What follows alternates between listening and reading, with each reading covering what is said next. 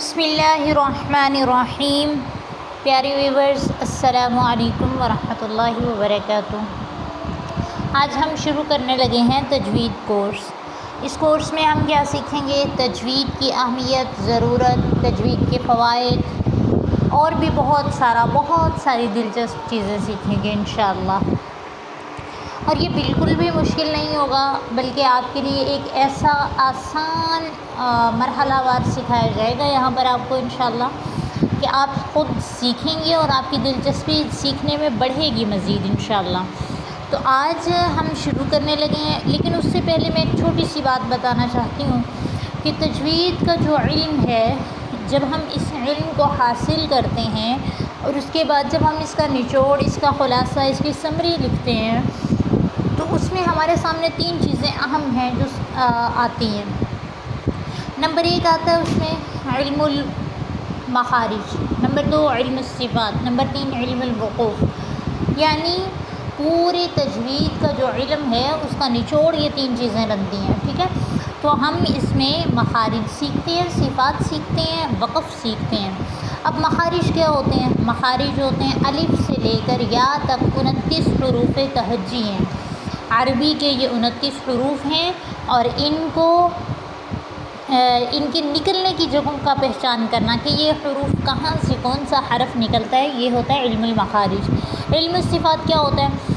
جن کیفیتوں کے ساتھ حرفوں کو بولا جاتا ہے، کبھی پر، کبھی باریک، کبھی سخت، کبھی نرم بولا جاتا ہے، تو ان کیفیتوں کو صفات کہتے ہیں۔ تیسری چیز آ جاتی ہے علم الوقوف۔ جب ہم تلاوت کرتے ہیں تو تلاوت کے دوران ہم نے کہیں رکنا بھی ہوتا ہے، تو اس رکنے کا نام ہوتا ہے وقف۔ وقف کی بھی قسمیں بنتی ہیں، صفات کی بھی قسمیں ہیں، انشاءاللہ ہم مرحلہ وار ان کو سیکھیں گے۔ تو آج ہم سیکھنے والے ہیں علم تجوید کی اہمیت اور اس کی ضرورت۔ تو اب یہاں پر پیاری سی دعا سے ہم شروع کرتے ہیں۔ رب اشرح لی صدری ویسر لی امری واحلل عقدۃ من لسانی یفقہوا قولی۔ اے میرے رب، میرے لیے میرا سینہ کھول دیجئے اور میرے لیے میرے کام کو آسان کر دیجئے اور میری زبان کی لکنت کو ختم کر دیجئے تاکہ لوگ میری بات کو سمجھ سکیں۔ اب آپ نے دھیان رکھنا ہے کہ میں کون سا لفظ، کون سی لائن پڑھ رہی ہوں، پھر انشاءاللہ آپ کو سمجھنے میں آسانی ہوگی، ٹھیک ہے؟ تو اب ہمارا اصل سبق شروع ہو جاتا ہے، علم تجوید کی اہمیت۔ یعنی یہ کتنا اہم علم ہے۔ آپ نے دیکھا ہے کہ قرآن کریم واحد وہ کتاب ہے جو دنیا میں سب سے زیادہ پڑھی جانے والی کتاب ہے،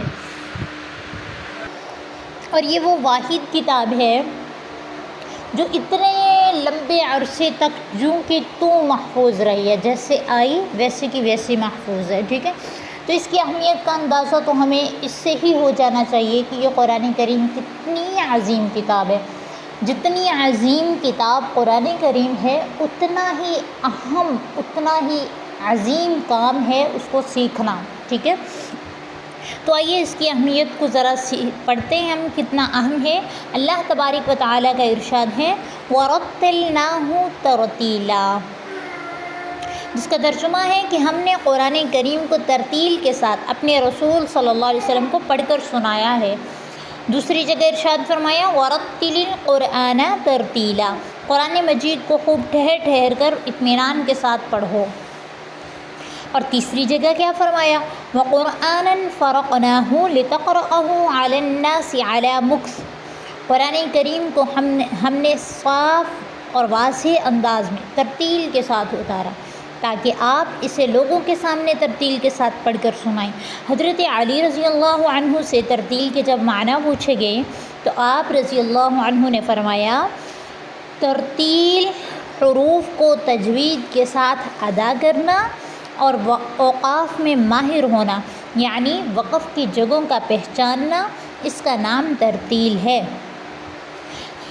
یعنی حروف تہجی کو تجوید کے ساتھ، ان کے مخارج، ان کے صفات کے ساتھ ادا کرنا، اور پھر جب ان حروف سے الفاظ بنتے ہیں، الفاظ کو جب روانگی سے تلاوت کرتے ہیں تو اس میں وقف کی جگہوں کا پہچاننا یہ بہت اہم معنی رکھتا ہے۔ بعض اوقات ایسا ہوتا ہے کہ کہیں پر لکھا ہوتا ہے وقف لازم، اگر ہم وہاں پر وقف نہیں کرتے ہیں تو معنی تبدیل ہو سکتا ہے۔ تو اس سے یہ بہت ضروری ہے اس کا سیکھنا، ٹھیک ہے. یعنی حروف کو تجوید کے ساتھ ادا کرنا اور اوقاف میں ماہر ہونے کا نام ہی ترتیل ہے. اب مذکورہ آیات جو ہم نے اوپر دیکھ لی، 1 2 3 4 آیات، 3 آیات اور ایک حضرت علی رضی اللہ عنہ کا قول، تو اس سے کیا ہوا؟ اس سے ترتیل کی عظمت اور اہمیت اور اس کا واجب ہونا ثابت ہوتا ہے. اور اس علم کی فضیلت کے لیے اتنی بات ہی کافی ہے کہ اللہ سبحانہ و تعالی نے ان آیتوں میں ترتیل کی نسبت اپنی طرف فرمائی ہے. نیز اپنے رسول صلی اللہ علیہ وسلم کو حکم فرمایا کہ آپ بھی قرآن ترتیل سے پڑھا کریں. سبحان اللہ. اور لوگوں کو بھی ترتیل سے پڑھائیں اور ان کو ترتیل ہی کے ساتھ پڑھنے کا حکم بھی دیں. سبحان اللہ. ایک تو نبی علیہ السلام کو تلقین کی کہ آپ خود بھی ترتیل سے پڑھو، پھر فرمایا ترتیل سے سکھاؤ، پھر فرمایا کہ جو سیکھ رہے ہیں ان کو ترتیل کے ساتھ پڑھنے کا حکم دو. چنانچہ آیات وقرآنً فرقناہ، چنانچہ آیات وقرآنً فرقناہ اور ورتلناہ ترتیلا، اس میں ترتیل کی نسبت اپنی طرف کی ہے کہ ہم نے ترتیل کے ساتھ پڑھا اور سنایا. اور ورتل القرآن ترتیلا، وقرآنً فرقناہ اور ورتلناہ ترتیلا، اس میں ترتیل کی نسبت اللہ کی ذات نے اپنی طرف کی ہے کہ ہم نے ترتیل کے ساتھ پڑھا اور سنایا ہے. اور ورتل القرآن ترتیلا، اس میں نبی کریم صلی اللہ علیہ وسلم کو ترتیل کے ساتھ پڑھنے کا حکم فرمایا. اور لتقرأہ علی الناس علی مکث، اس میں ترتیل کے ساتھ پڑھانے کا حکم فرمایا ہے. سبحان اللہ. تو اس سے ہمیں اس کی اہمیت اور عظمت واضح ہو جاتی ہے. نبی کریم صلی اللہ علیہ وسلم کا ارشاد ہے، ان اللہ یحب ان یقرأ القرآن کما انزل، اللہ تعالیٰ کو یہی پسند ہے کہ قرآن کریم کو جس طرح اترا ہے اسی طرح پڑھا جائے. قرآن کریم جو ہے وہ خالص عربی زبان میں اترا ہے، اس لیے اس کا لب و لہجہ بھی خالص عربوں کی طرح ہی ہونا چاہیے. اور فن تجوید عربوں کے لب و لہجہ کو محفوظ کرنے کا نام ہے. سمجھ آیا کہ تجوید کیا ہے؟ عربوں کے لب و لہجہ کو محفوظ کرنے کا نام ہے. نبی کریم صلی اللہ علیہ وسلم کے ارشاد کیا ہے کہ قرآن مجید کو عربوں کے لب و لہجہ کے مطابق پڑھو، یعنی ان کی طرح مخارج اور صفات ادا کرو. یہی فن تجوید ہے.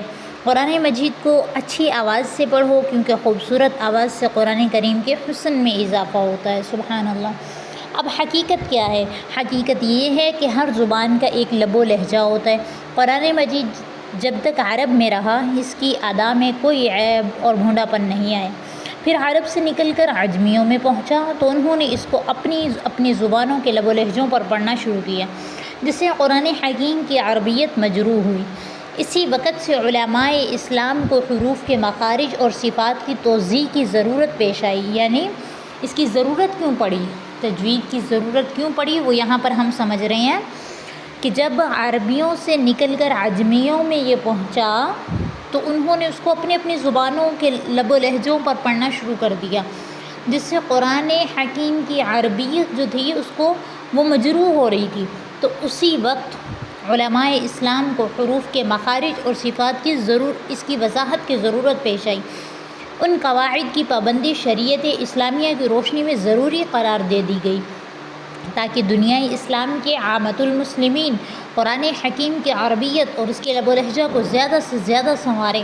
حافظ ابن جزری رحمۃ اللہ علیہ فرماتے ہیں، اور تجوید کے مطابق عمل ضروری ہے. جو شخص قواعد تجوید سے قرآن نہ پڑھے وہ گناہ گار ہے. کیوں؟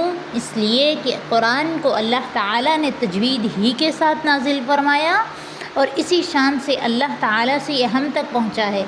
قاری اظہار احمد تھانوی رحمۃ اللہ علیہ فرماتے ہیں، قرآن عربی لب و لہجہ میں نازل ہوا جو عام اہل عرب اور خالص عربی زبان والوں کا ہر قسم کی بوئے عجمیت سے پاک لب و لہجہ تھا. اسی لب و لہجے میں نبی کریم صلی اللہ علیہ وسلم نے پڑھا اور یہی لب و لہجہ آگے بھی قرآن کے ناقلین کے تواتر کے ساتھ قائم رہا. چنانچہ تمام متواتر قراتیں تجوید کے ساتھ منتقل ہوئیں. خلاصہ یہ ہے کہ جس طرح قرآن مجید کو تجوید یعنی عمدہ ادائیگی کے ساتھ پڑھنا ضروری ہے، اسی طرح اس کے مراد معانی سمجھنے کے لیے علم وقف اور ابتدا کا حاصل ہونا بھی ضروری ہے۔ اللہ سبحانہ و تعالیٰ کی رضا اسی میں ہے کہ قرآن مجید کو کامل تجوید حسن تلفظ کے ساتھ پڑھا جائے، اور اسی میں انسان کی کامیابی ہے۔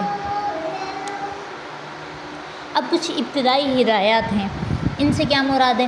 یہ یوں سمجھ لیں کہ یہ قرآن کے آداب ہیں، آداب تلاوت ہیں، کہ قرآن کریم کی تلاوت کرنے کا جو طریقہ ہے اس کے متعلق کچھ ابتدائی باتیں ہیں، ابتدائی ہدایات ہیں کہ قرآن کریم کو اس کی اصل زبان عربی میں پڑھیں۔ قرآن کریم اہل عرب کے لب و لہجہ اور تلفظ کے حسن کے ساتھ پڑھیں۔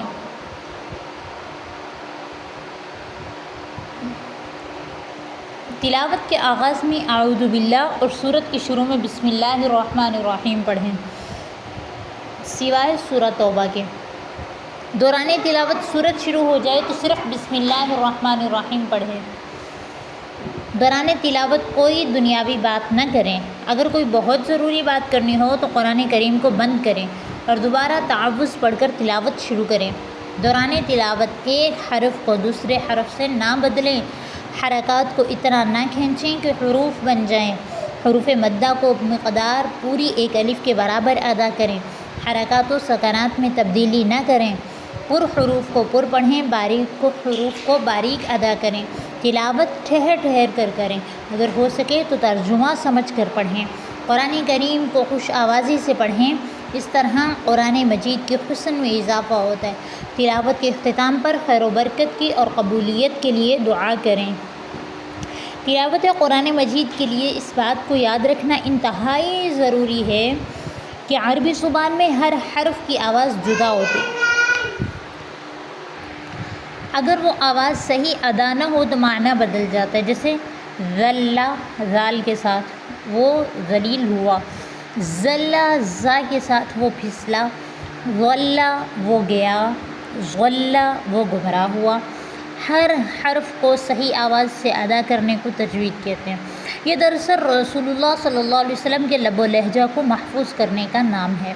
لہٰذا اب اگر آپ چاہتے ہیں کہ قرآن مجید کو اسی طرح پڑھیں جس طرح ہمارے نبی کریم صلی اللہ علیہ وسلم پڑھتے تھے، تاکہ ہمیں قرآن کریم کے ایک ایک حرف پر 10 نیکیاں ملیں اور اللہ پاک ہم سے خوش ہو جائیں، تو پھر تمام اسباق کو اچھی طرح سمجھ لو اور ان کے مطابق پڑھنے کی کوشش کرو۔ اللہ ہم سب کا حامی و ناصر ہو۔ ضروری اصطلاحات۔ اب اصطلاحات کیا ہوتی ہیں جو ہمارے بولنے چالنے میں تجوید کے لیے جو الفاظ استعمال ہوتے ہیں، تجوید کے تعوذ، تسمیہ، حرکات، بسم اللہ، تو اس طرح سے جو الفاظ ہم جو اصطلاحات استعمال کرتے ہیں ان کے معنی کیا ہوتے ہیں، ان کا مطلب کیا ہوتا ہے۔ تعوذ یا استعاذہ، اس کا مطلب ہوتا ہے اعوذ باللہ من الشیطان الرجیم۔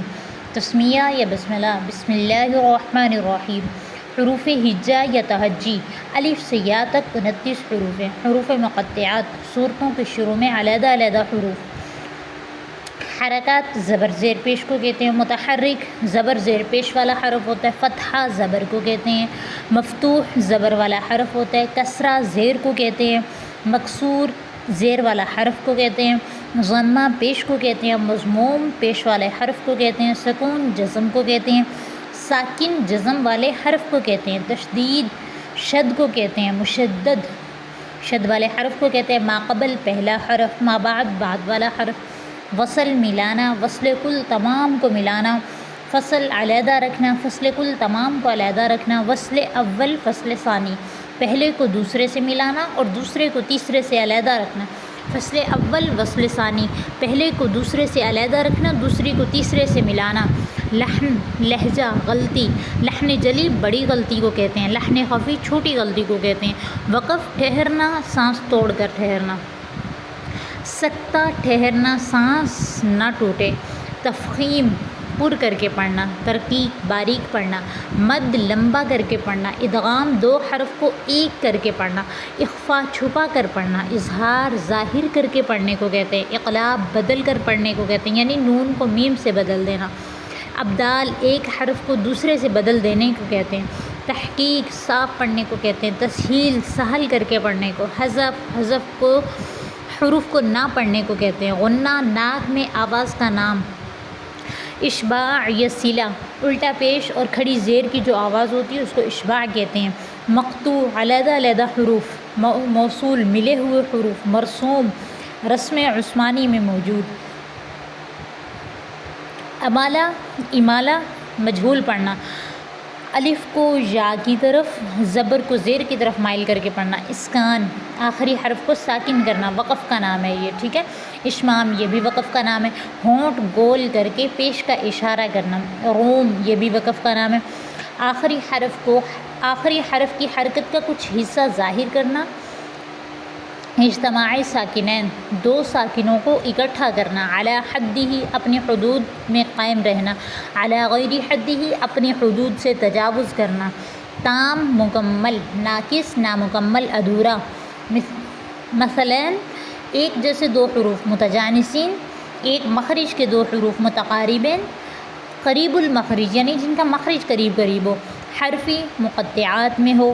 کلمی کلمات میں ہو. صغیر ادغام کی ایک اصطلاح ہے. کبیر ادغام کی ایک اصطلاح ہے. طول لمبی مد 4 یا 5 الف. توسط درمیانی مد یعنی 2، 2.5 یا 3 الف کے برابر جو ہو، ٹھیک ہے. تو یہ آج کا ہمارا لیکچر تھا. امید ہے سمجھ آیا ہوگا، دلچسپ لگا ہوگا. مزید لیکچرز سننے کے لیے، سیکھنے کے لیے ہمارے ساتھ رہیں اور اس کو زیادہ سے زیادہ شیئر کریں. چینل کو سبسکرائب کریں. دعاؤں میں یاد رکھیے گا. جزاکم اللہ خیرا کثیرا. اگر اس میں کوئی چیز سمجھ نہیں آئی تو آپ مجھے کامنٹ کر کے پوچھ سکتے ہیں.